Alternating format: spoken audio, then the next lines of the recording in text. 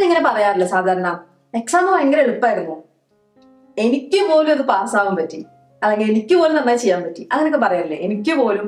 അപ്പൊ ഇങ്ങനത്തെ സെന്റൻസുകൾ ഉണ്ടാക്കാൻ വേണ്ടിയിട്ട് നമ്മൾ ഈവൻ എന്നുള്ള വാക്ക് ഉപയോഗിക്കും. അപ്പൊ ഈ വീഡിയോയിൽ നമുക്ക് even, even if, even when, even so, അങ്ങനെ ഇങ്ങനത്തെ സിമ്പിൾ ആയിട്ടുള്ള സംഭവങ്ങൾ ഉപയോഗിച്ച് ബ്യൂട്ടിഫുൾ ആയിട്ടുള്ള ഇംഗ്ലീഷ് സെന്റൻസസ് എങ്ങനെ ഉണ്ടാക്കാൻ നോക്കാം. തുടങ്ങാം. The exam was easy, even I could do it well. എനിക്ക് പോലും നന്നായിട്ട് ചെയ്യാൻ പറ്റി. ഞാനാണെങ്കിൽ മഹാ ഉഴപ്പാണ്, ഭയങ്കര ലേസി ആയിട്ടുള്ള ഒരാളാണ്, എനിക്ക് പോലും നന്നായി ചെയ്യാൻ പറ്റിയടാ, അവൻ നിനക്കൊക്കെ നന്നായി ചെയ്യാൻ പറ്റില്ലേ, even I could do it well. നമുക്ക് എഴുതാനും എക്സാം അങ്ങനെ നമ്മൾ പറയില്ലേ, അങ്ങനെ പോലും എനിക്ക് പോലും ചെയ്യാൻ പറ്റി എന്ന് പറയാൻ വേണ്ടിയിട്ട് even I could do it well. അപ്പൊ ഈ സിമ്പിൾ ആയ സെന്റൻസ് കണ്ടില്ലേ? ഒരു സെന്റൻസ് നിങ്ങൾ മനസ്സിൽ ഓർത്ത് വെക്കാം. ഇനി നമുക്ക് ബാക്കിയുള്ള സെന്റൻസുകൾ എങ്ങനെ ഉണ്ടാക്കുക, ഇത് വെച്ചിട്ട് ഒരു ടെംപ്ലേറ്റ് നമുക്ക് കിട്ടിയിട്ടുണ്ടെങ്കിൽ അത് വെച്ചിട്ട് നമുക്ക് ഉണ്ടാക്കാം. ഞാൻ പറയട്ടെ അടുത്ത സെന്റൻസ്. അവള് 8 മണിക്ക് കിടക്കും രാത്രി. അതിപ്പോ നീ ഞായറാഴ്ചയോ ശനിയാഴ്ചയോ എന്താണെങ്കിൽ കൂടെ അവള് 8 മണിക്ക് ഉറങ്ങുന്നേ, അങ്ങനെ പറയില്ലേ? ഞായറാഴ്ച ആണെങ്കിൽ കൂടെ, ഞായറാഴ്ചകളിൽ പോലും, അങ്ങനെ ഉണ്ടാക്കില്ലേ? അങ്ങനെ ഉണ്ടാക്കുക. അവള് 8 മണിക്ക് ഉറങ്ങാൻ പോകുന്നെങ്കിൽ പറയാം she goes to bed at 8. അവള് 8 മണിക്ക് ഉറങ്ങാൻ പോകും. She goes to bed. To go to bed എന്ന് വെച്ചാൽ ഉറങ്ങാൻ പോവാ, കിടക്കാൻ പോവാ കേട്ടോ. She goes to bed at 8. Weekend ആണെങ്കിൽ പോലും അങ്ങനെയാ, ഈവൻ ഓൺ വീക്കെൻഡ്സ് അങ്ങനെ പറയാം. വീക്കെൻഡുകളിൽ കൂടെ അല്ലെങ്കിൽ വീക്കെൻഡിൽ പോലും അങ്ങനെ പറയാൻ വേണ്ടി ഈവൻ ഓൺ വീക്കെൻഡ്സ്. അല്ലെ, ഭയങ്കര ഉറക്കം ഇഷ്ടമുള്ള ആളാണെന്ന് തോന്നുന്നു. അല്ലെങ്കിൽ നമ്മൾ പറയില്ലേ, ഓ ആ ക്വസ്റ്റ്യൻ ഭയങ്കര ടഫായിരുന്നു, ഞാൻ വലിയ സംഭവമല്ലേ, എനിക്ക് പോലും അറിയണ്ടായിരുന്നില്ല, അങ്ങനെ പറയില്ലേ ചിലര്, വലിയ സംഭവമാണ് ഞാനെന്ന് വിചാരിക്കുന്ന ആൾക്കാര്. അതെങ്ങനെ പറയാം, എനിക്ക് പോലും അറിയില്ലെന്ന്. ഈവൻ ഐ ഡോണ്ട് നോ, ഞാൻ വലിയ സംഭവമായിട്ട് എനിക്ക് പോലും അറിയില്ല, ഈവൻ ഐ ഡോണ്ട് നോ, അല്ലെ? അല്ലെങ്കിൽ വേറെ ആള് വലിയ സംഭവമാണ് നമുക്കറിയാം, ഈവൻ അവൾക്ക് പോലും അറിയില്ല, even she doesn't know, she doesn't know കേട്ടോ. I don't know, even I don't know, even she doesn't know. അപ്പൊ നമ്മൾ ഈവൻ എങ്ങനെ ഉപയോഗിക്കുന്നത് മനസ്സിലായില്ലേ? അപ്പൊ ഞാൻ പോലും ഈവൻ ഐ, അവള് പോലും ഈവൻ ഷീ, അവര് പോലും ഈവൻ ദേ, അങ്ങനെയാണ് ഈവൻ യൂസ് ചെയ്യേണ്ട ഒരു കാര്യം. പക്ഷെ ഈവൻ ഇങ്ങനെ മാത്രമല്ല യൂസ് ചെയ്യാം കേട്ടോ. കാരണം നിങ്ങൾ ഇങ്ങനെ ഒരു കാര്യം പഠിച്ചു വെച്ചാൽ ഈ സെന്റൻസിലപ്പോ പോലുന്ന പോലല്ലോ ഉപയോഗിക്കാൻ പറ്റുന്നത്. ഞാൻ സെന്റൻസ് പറയാം. Today she looked even more pale. അവിടെ നിങ്ങൾ ഇങ്ങനെ പോലെന്ന് ഉപയോഗിക്കുക, അങ്ങനെ ഉപയോഗിക്കാൻ പറ്റില്ല. അപ്പൊ ഇവിടെ ഇതിന്റെ അർത്ഥം എന്ന് വെച്ചാൽ അവള് ഇന്ന് സാധാരണക്കാളും പെയിലായിരുന്നു, മോർ പെയിൽ ദാൻ യൂഷ്വൽ. അപ്പോ പെയിൽ എന്ന് വെച്ചാൽ എന്താണെന്ന് ആദ്യം സംശയം ഉണ്ടാവും അല്ലെ? വിളറിയിരിക്കുക, അതാണ് പെയിൽ എന്ന് പറയാം. ഈ രക്തമൊന്നും ഇല്ലെങ്കിൽ ആകെ വെളുത്ത് വിളറിയിരിക്കില്ലേ, അപ്പൊ അതാണ് പെയിൽ എന്ന് പറയാം. എന്തെങ്കിലും അസുഖം ഉണ്ടെങ്കിൽ ആൾക്കാർ എന്തെങ്കിലും അസുഖമൊക്കെ ഉണ്ടെങ്കിൽ ആൾക്കാർ വിളറി, എന്തെങ്കിലും അസുഖമൊക്കെ ഉണ്ടെങ്കിൽ ആൾക്കാർ വിളറിയിരിക്കില്ലേ, അപ്പൊ അങ്ങനത്തെ അവസ്ഥയിലാണ് പെയിൽ എന്ന് പറയാം. അപ്പൊ ഇന്ന് അവള് സാധാരണക്കാളും എന്ന് വെച്ചാൽ യൂഷ്വലി ഉള്ളതിനേക്കാളും, ദാൻ യൂഷ്വൽ അല്ലെങ്കിൽ ദാൻ ഇന്നലെക്കാളും, than yesterday. Today she looked even more pale than yesterday. അങ്ങനെ ഒരു യൂസ് ചെയ്ത് നമുക്ക് ഉപയോഗിക്കാൻ പറ്റും, ഈവൻ മോർ സംതിങ്. അപ്പൊ അവിടെ ഒരു കമ്പാരിറ്റീവ് ഡിഗ്രി വരുന്നുണ്ട്, ഈവൻ മോർ. അതെന്തിനാ അങ്ങനെ ഉപയോഗിക്കണം? അങ്ങനെ വേണം, അവിടെ എന്തെങ്കിലും ഒരു കമ്പയർ ചെയ്യണം. ഇന്നലെ അല്ലെങ്കിൽ യൂഷ്വലി ഉള്ളതിനേക്കാളും ഇന്ന് കൂടുതൽ പെയിലായിരുന്നു. അപ്പൊ കമ്പാരിസൺ വരുമ്പോഴാണ് അതിനേക്കാളും എന്നുള്ള അർത്ഥമാണ് ഈവൻ അവിടെ വരുന്നത്. അപ്പൊ വേറൊരു എക്സാമ്പിൾ പറയുകയാണെങ്കിൽ, സാധാരണ സംസാരിക്കണേക്കാളും അവള് പതുക്കെയാണ് സംസാരിച്ചിരുന്നത്. അങ്ങനെ പറയാം, she was speaking even more slowly than usual. Usual എന്ന് വെച്ചാൽ സാധാരണ ഉള്ള അവസ്ഥ. She was speaking even more slowly കേട്ടോ, even more slowly than usual. അപ്പൊ കണ്ടോ, എന്തെങ്കിലും ഒരു കാര്യം വെച്ച് കമ്പയർ ചെയ്യണം ഈവൻ മോർ എന്ന് പറയുമ്പോൾ. ഇനി ഈവൻ ഉപയോഗിക്കുന്ന വേറെ സ്ഥലം കൂടി ഉണ്ട് കേട്ടോ, ഇതും കൂടെ മനസ്സിലാക്കാം. നമ്മൾ എന്തെങ്കിലും ഒരു പ്രതലം വളരെ ഫ്ലാറ്റ് ആയിട്ടുള്ള ഒരു സർഫസ് ഉണ്ടെങ്കിൽ നമ്മൾ അതിനെ ഈവൻ സർഫസ് എന്ന് പറയും. ഒരു സ്മൂത്ത് ആയി ഫ്ലാറ്റ് ആയിട്ടുള്ള സർഫസിന് നമ്മൾ ഈവൻ സർഫസ് എന്ന് പറയും കേട്ടോ. അതൊന്ന് ഓർത്ത് വെക്കാം. ചിലപ്പോൾ നമ്മൾ ഒരു ടേബിളിന്റെ ടോപ്പ് നമ്മൾ പറയണം, എന്തോ പ്രശ്നമുണ്ടല്ലോ, the surface is not even, എന്തോ നമ്മൾ ഉണ്ടാക്കിപ്പിച്ചപ്പം കുറച്ച് പൊങ്ങലുകളും ഒക്കെ ഉള്ള ഒരു ടേബിൾ ആയി പോയി, പക്ഷെ the surface is not even, അങ്ങനെ പറയാം. ഇനി ഈവൻ ഒരു കാര്യം കൂടി ഉണ്ട്, ലാസ്റ്റ് ആണ്. അതെന്താന്ന് വെച്ചിട്ടുണ്ടെങ്കിൽ നമ്മൾ 50-50 ചാൻസ് എന്നൊക്കെ പറയില്ലേ, അത് നമ്മൾ ഈവൻ ചാൻസ് എന്ന് പറയും. ജയിക്കാൻ 50-50 ചാൻസ് ഉള്ളതെന്ന് പറയാൻ വേണ്ടിയിട്ട് there is an even chance of winning, അങ്ങനെ പറയാം. അപ്പോൾ ഈവൻ ഈ സൗണ്ടുള്ള ആൻ വേണേ, there is an even chance എന്ന് പറയണം. എന്നാൽ ഞാനൊരു ട്രിക്കി ക്വസ്റ്റ്യൻ പറയാം. ഈ സെന്റൻസ് ഇത്തിരി ടഫാണ്, പക്ഷെ നിങ്ങളൊന്ന് കുറച്ച് കഷ്ടപ്പെട്ടൊന്ന് ചിന്തിച്ചു ഇതിന്റെ അർത്ഥം എന്താണ്.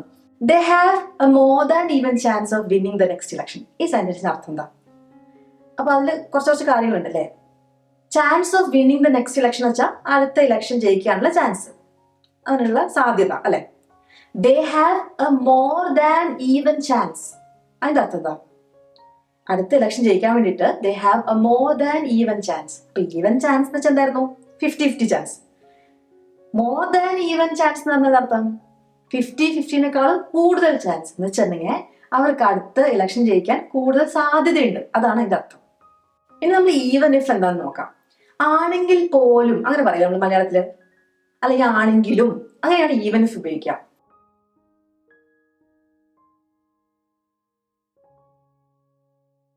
മഴ പെയ്യാണെങ്കിൽ പോലും അവൻ ഓടാൻ പോകും, അങ്ങനെ പറയില്ലേ? ഈവൻ ഇഫ് ഇറ്റ് റെയിൻസ്, മഴ പെയ്യുകയാണെങ്കിലും, അങ്ങനെയും പറയാം അല്ലെ. മഴ പെയ്യുകയാണെങ്കിലും അവൻ ഓടാൻ പോകും. Even if it rains he will go running today. Go running എന്ന് വെച്ചാൽ ഓടാൻ പോവാം. ഗോ റണ്ണിങ്, ഗോ ഷോപ്പിംഗ്, അങ്ങനെ പറയും കേട്ടോ. മഴ പെയ്തു എന്ന് വെച്ചാൽ അവനെ ആർക്കും തടയാൻ പറ്റില്ല അല്ലെ. Even if it rains he will go running today. അപ്പൊ മഴ പെയ്യാണെങ്കിൽ പോലും, അല്ലെങ്കിൽ മഴ പെയ്യാണെങ്കിലും, അങ്ങനെയാണ് അർത്ഥം തരുന്നത്.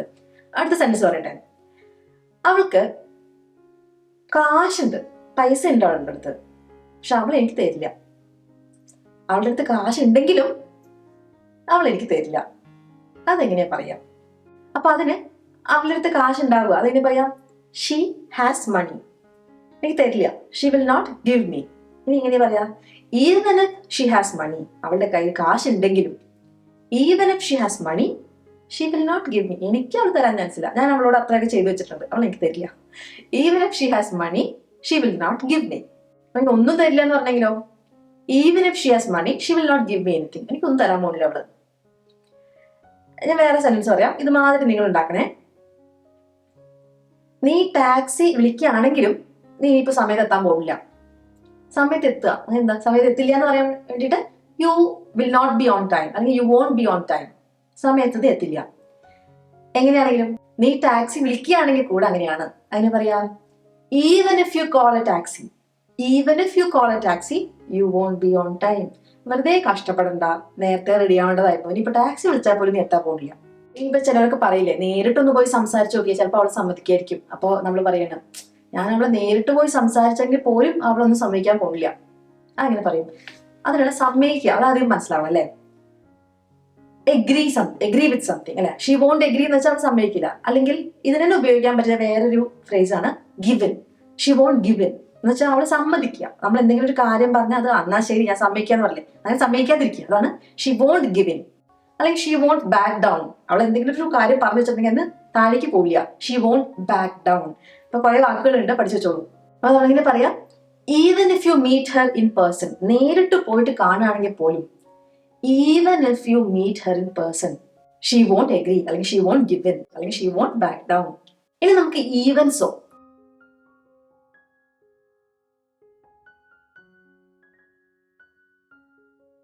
അങ്ങനെ ആയിരുന്നിട്ടോ, അങ്ങനെയൊക്കെ പറയാൻ വേണ്ടിയിട്ടാണ് even so.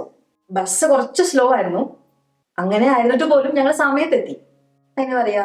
The bus was slow even so we reached on time. ഞങ്ങള് എത്തില്ല എന്ന് വിചാരിച്ചു, പക്ഷെ ബസ് സ്ലോ ആയിരുന്നിട്ടും ഞങ്ങൾ സമയത്തെത്തി. ദ ബസ് വാസ് സ്ലോ, അങ്ങനെ ആയിരുന്നിട്ടും വി റീച്ച്ഡ് ഓൺ ടൈം. ഇതിന് തന്നെ വേണമെങ്കിൽ ഹൗവർ യൂസ് ചെയ്യാം അല്ലെ. The bus was slow however we reached on time. Even when എന്ന് പറഞ്ഞാൽ എന്നിട്ട് പോലും.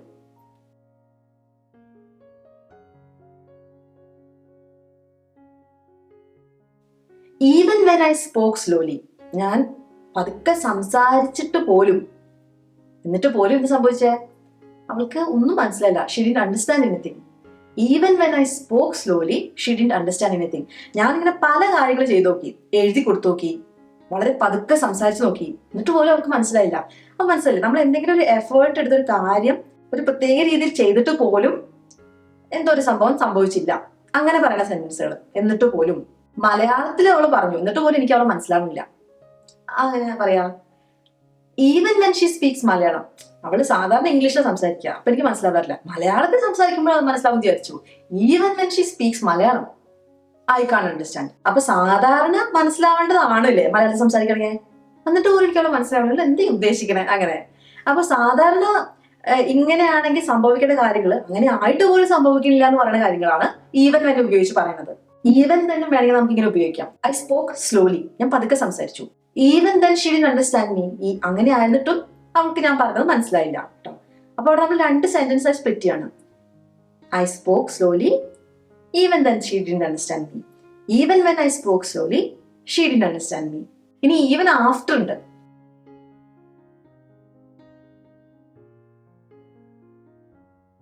അങ്ങനെ സംഭവിച്ചിട്ട് പോലും എന്നുള്ള രീതിയിൽ ഉപയോഗിക്കുന്ന സെൻറ്റൻസുകളാണ് ഈവൻ ആഫ്റ്റർ.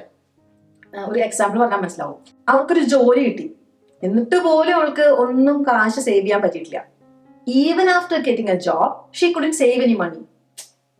ജോലി കിട്ടിക്കഴിഞ്ഞാലെങ്കിലും 2 പൈസ എടുത്തു വെക്കുന്നു വിചാരിച്ചു, എവിടെ? Even after getting a job ഒരു കാര്യമില്ല, എല്ലാം ഇങ്ങനെ ഓരോ സാധനങ്ങൾ വാങ്ങിച്ച് നശിപ്പിക്കുക അല്ലെ.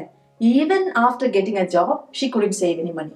അപ്പൊ അവിടെ കണ്ടോ, എന്തെങ്കിലും ഒരു സംഭവം സംഭവിച്ചതിന് ശേഷം പോലും, അപ്പൊ ജോലി കിട്ടിയതിന് ശേഷം പോലും, അങ്ങനെയാണ് നമ്മൾ ഈവൻ ആഫ്റ്റർ. ഈവൻ ആഫ്റ്റർ ഒരു സംഭവം വേണം, അല്ലെങ്കിൽ ഒരു ടൈം പറയണം.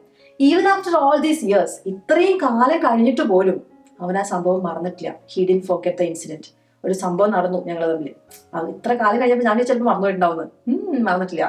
Even after all these years he didn't forget the incident. ഇതെങ്ങനെ തിരിച്ചു പറയാം? He didn't forget the incident even after all these years. അങ്ങനെയും പറയാം. He didn't forget the incident even after all these years.